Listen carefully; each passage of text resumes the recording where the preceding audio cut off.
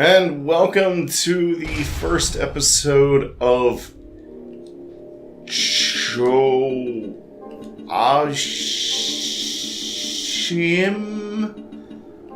However you pronounce that? I don't know. I think it was easier to pronounce...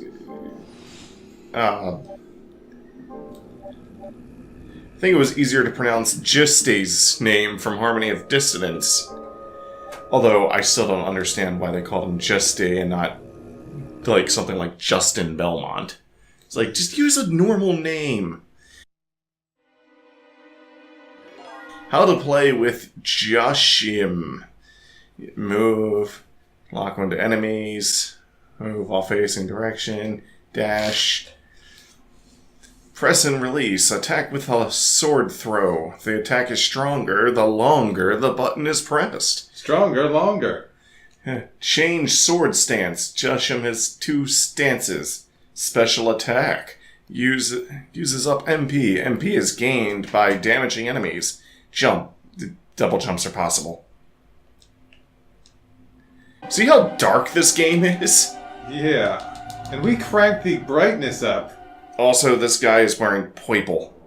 So you press triangle, you can either change from this or this. I like this better. It looks like he's got wings. If it wasn't for his swords, I wouldn't be able to tell where the fuck he is. Let me guess. The game does not have a built-in brightness. No, it does not. Wow. Good job, game developers. I can even go in here for no adequately explained reason. Who is this guy again? He was a boss that I fought in the Dark Palace of Waterfalls. He's a minor vampire who is mad at Walter and wants the Ebony Stone for himself. I mean, the Crimson Stone. The Ebony Stone is something different. I hope you guys at home can see okay. We cranked the brightness settings up. Oh, by the way, when it says you build MP by damaging enemies, you also build MP by destroying candles. There's nothing in the candles. So, in this first episode, I'm just going to go through the training area and kind of show Mark what this character is all about. So, these are wider swings. They do less damage, though. They're supposed to be for taking on large groups of enemies. He kind of looks fun. What I don't understand... Okay, now you won't see it here, but in places where Leon would whip swing from these, even though you called it more like he was walking the things on a leash. Oh yeah, he was like at that pose. It's like, this guy's already floating. Why not just give him like a Princess Peach glide? Yeah. Or it's not as much a glide as it is a hover, because he doesn't lose altitude. Yeah, just why not give him that kind of a move instead of the double jump? Well, keep the double jump. Make it a triple jump. Make it a quadruple jump, and then allow him to hover at any point in that jump. You know. Instead, what they do is kinda stupid. Like, in the 2D games, when you have alternate characters, they usually give them moves that let them get places. But you know what they do instead? What? They have these big-ass purple blocks, or sometimes they have small, thin purple blocks that hover, that like, either move up or down, or left or right or whatever, that only appear for this guy. Huh. That let him get to places that Leon could get to with his whip. I just keep laughing at how stupid Leon looks when he's... It's not even swinging. I know.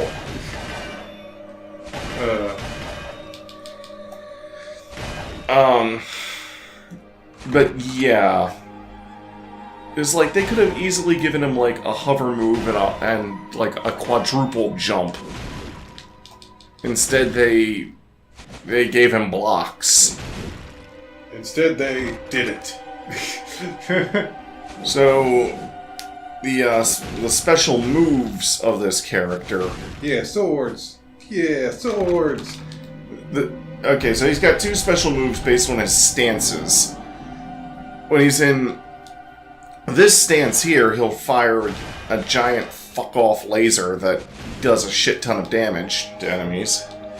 And when he's in this stance, he has the blades swirl around him like fan blades. At his current MP, he'll have to have full MP in order to do a special attack. Oh gosh, look how dark that is. Oh my gosh, it's so dark. And now we play go in each one of them and retreat, so I remember which one's which. Boing! Every time you use one of these elevators. So now I know that that's the Anti-Soul Lab. And this one is the Garden Forgotten by Time. Alright, you dumb skeletons, you're going down. I got enough for... Ooh. Let's see if I can build up to show the other one.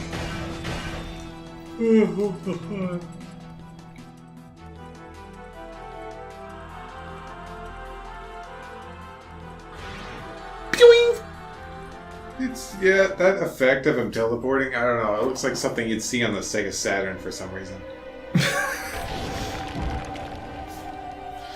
That's kind of funny. The House of Sacred Remains. This is usually the place most people go to as their first area. Though it's actually not going to be the first area that I fully do with this character.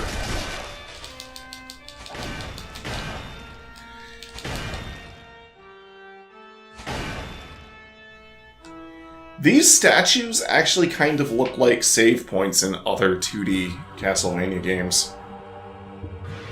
Whew!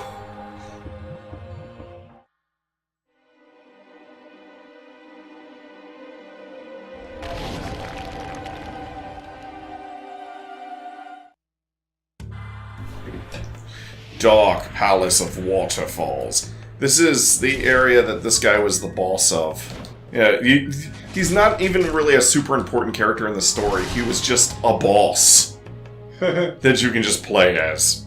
And this is actually going to be the first area that I fully explore with this character. Because there's a lot of easy items to get. So you increase his stats by collecting items like HP ups, MP ups, and whatnot.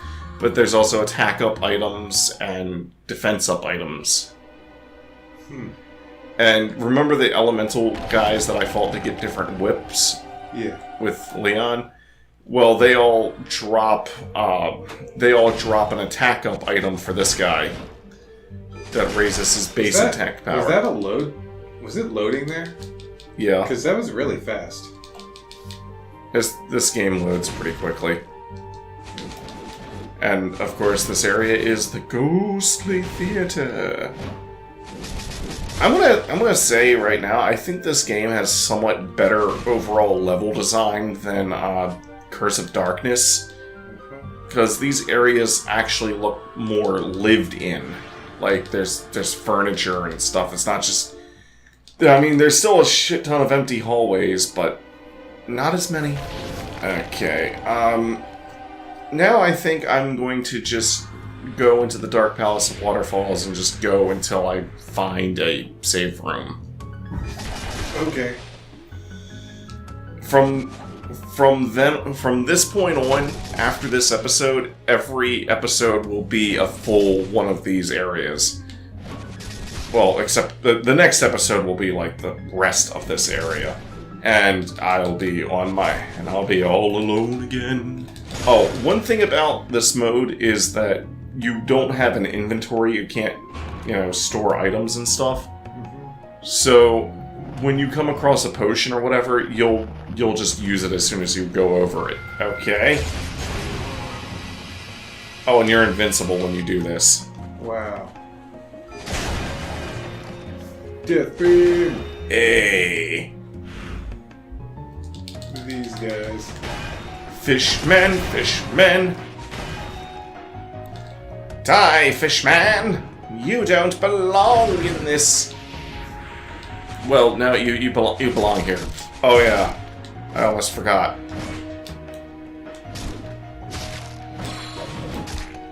You can charge your swords. That's what I was talking about earlier. Stronger with longer.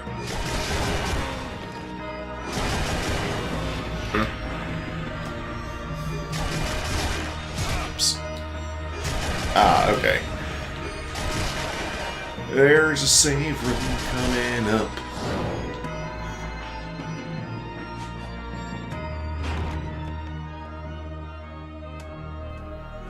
Slicey, slicey. I can't see anything. It's too dark in here. You know, it's kind of cool. We can now do, thanks to Nintendo, we can actually do Super Mario Bros. 3 online.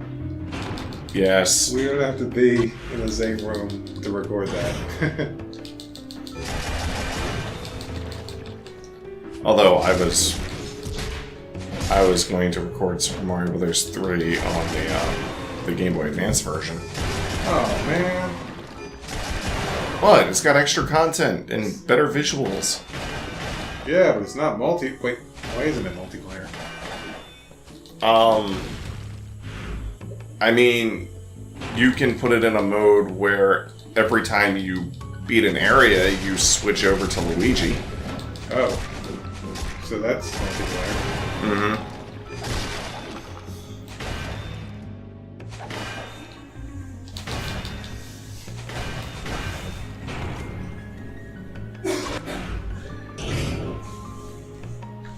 Oh, Flea Man.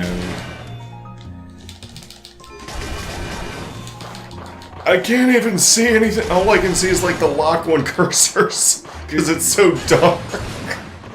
It's what was it? What's the other one? Curse of Darkness?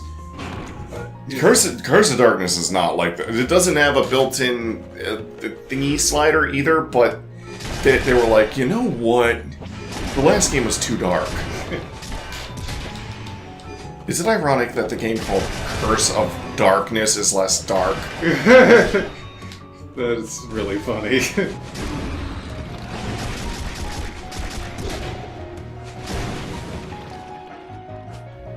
Oh, I guess this is the episode then? Yes, it is.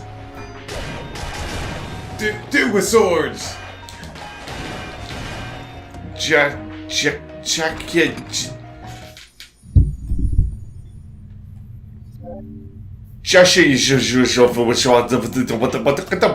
See you next time. I won't be here. But I will be.